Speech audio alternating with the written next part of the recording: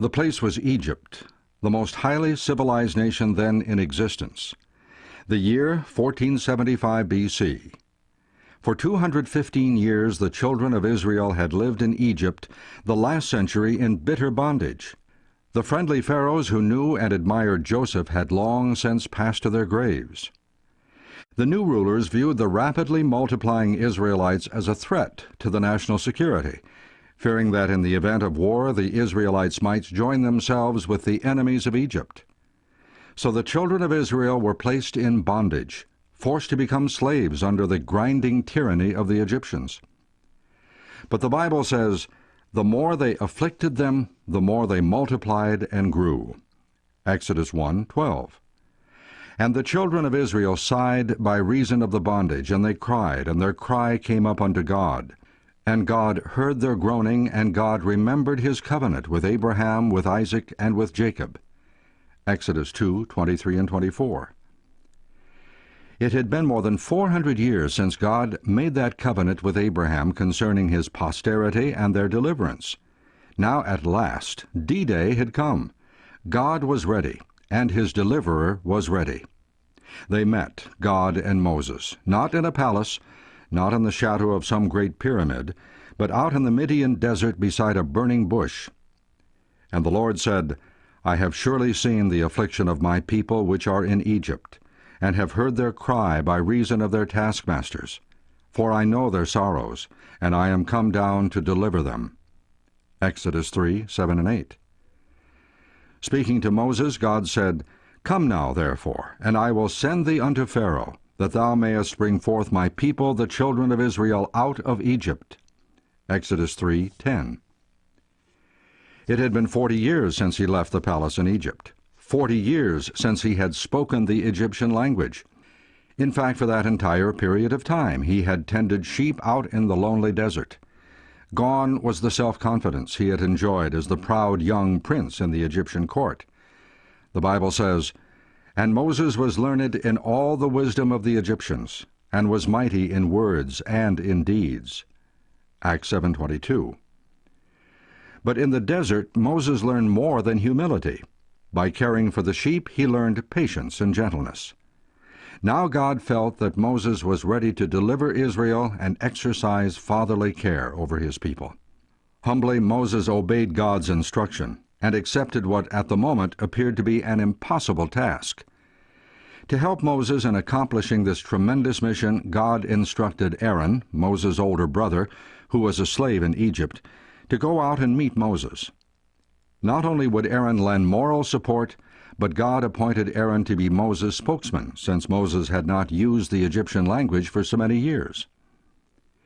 The two brothers entered the palace of Pharaoh, claiming to be ambassadors sent by God. They spoke in his name and told of his mighty power. The proud monarch's haughty gaze must have taken in the unusual scene in but a moment.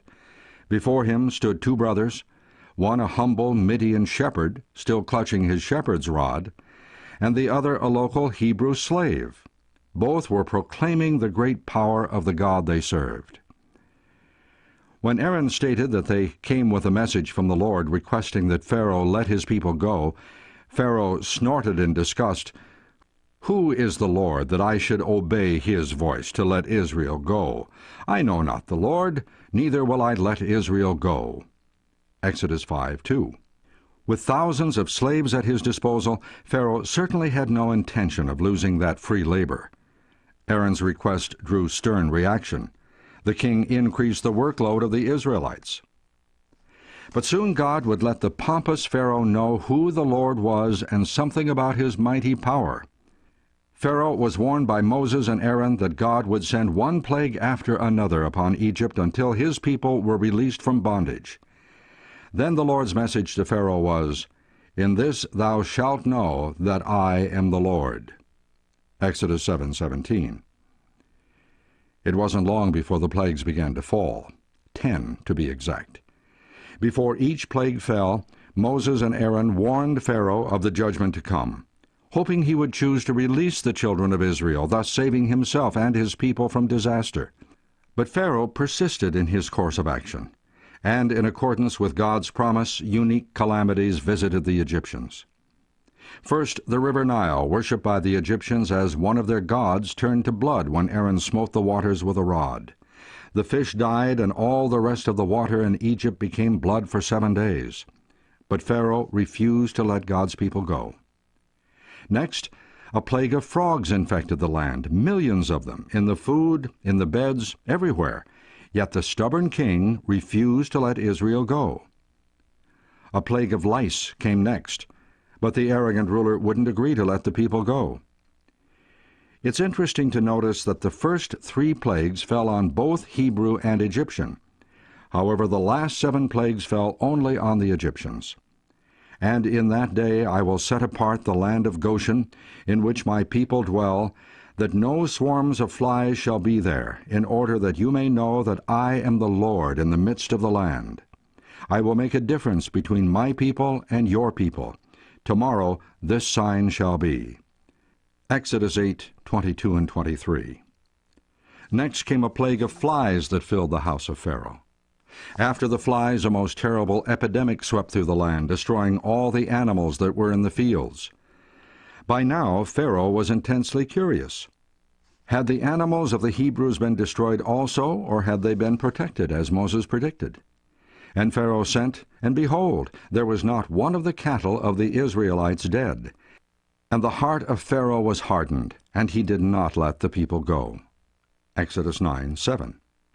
The 6th plague brought boils upon man and beast, but still the obstinate monarch refused to release the children of Israel. The next prophecy foretold a plague of hail.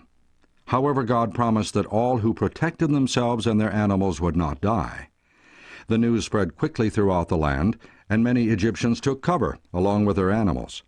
The hail came mingled with thunder and laced with lightning, and all who failed to prepare for it died.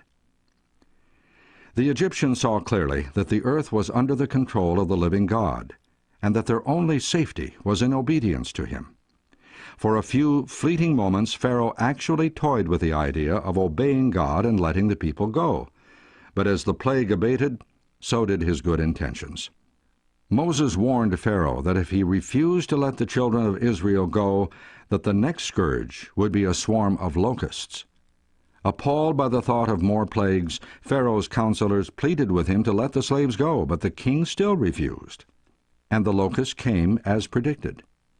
Then came 3 days of darkness that could be felt, but the rebellious Pharaoh continued to defy the God of heaven. Moses stated that one more plague would be poured upon the Egyptians, a final one not to be lightly disregarded. A destroying angel was to pass through the land at midnight, and would slaughter all the firstborn in Egypt, both of man and beast. Again the Hebrews were to be spared, but this time it was not enough to be a Hebrew or to live in Goshen. In order to avoid the death sentence, each family was instructed to slay a lamb and sprinkle some of its blood on the doorpost of their house as a token of their faith and loyalty to God. And God promised, "And when I see the blood, I will pass over you, and the plague shall not be upon you to destroy you when I smite the land of Egypt." Exodus 12:13. What an interesting scene was portrayed that night. Thousands of Hebrew families and many of the Egyptians stood by their doors watching as the father, holding a basin of blood in one hand and a sprig of hyssop in the other, sprinkled the doorposts. And one can well imagine that the most concerned onlookers that night were the firstborn children. And it came to pass that at midnight the Lord smote all the firstborn in the land of Egypt, from the firstborn of Pharaoh unto the firstborn of the captive that was in the dungeon, and all the firstborn cattle. Exodus 12:29. However, not one home where the blood had been sprinkled on the doorposts in obedience to God's instructions had been touched by the plague. Throughout the vast kingdom of Egypt, the cries of the mourners could be heard. And with trembling legs and frayed nerves, Pharaoh remembered how he had ridiculed the Hebrews' God, and had flippantly snorted, "Who is Jehovah, that I should obey his voice and let Israel go?" Exodus 5:2. Now he knew. Humbly he and his counselors sent for the 2 Hebrew brothers, and urged them to take the children of Israel and leave the land of Egypt in haste, for they were afraid that they all might die. At the stroke of midnight, God's people, those who had chosen him as their deliverer, were set free. And just as God had commanded, they had prepared for that hour. With shoes on their feet and coats on their back, they were ready for the great exodus. They were on their way to the promised land. Well, you say, that's an interesting story. But what relevancy does it hold for us living in the 20th century? It may appear to be irrelevant, but it isn't. In fact, it couldn't be more relevant. You see, in the New Testament we find the most remarkable prophecies giving the details of the final events that will occur on earth.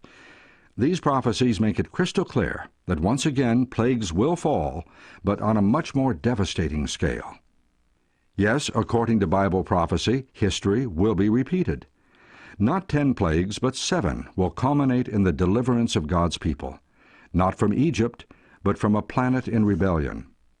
But just as the children of Israel endured a time of affliction before their glorious deliverance from Egypt and witnessed the plagues falling on the Egyptians, so will God's people witness the outpouring of the 7 last plagues on the wicked prior to Christ's coming. The prophet Daniel describes this period of trouble. "And at that time shall Michael stand up, the great prince which standeth for the children of thy people. And there shall be a time of trouble, such as never was since there was a nation even to that same time. And at that time thy people shall be delivered, every one that shall be found written in the book." Daniel 12:1. The everlasting gospel will have been preached to all the world. The call of the second angel to come out of Babylon, or the false systems of worship, will have been given. And to every man the third angel proclaims, "If any man worship the beast and his image, and receive his mark in his forehead or in his hand, the same shall drink of the wine of the wrath of God." Revelation 14,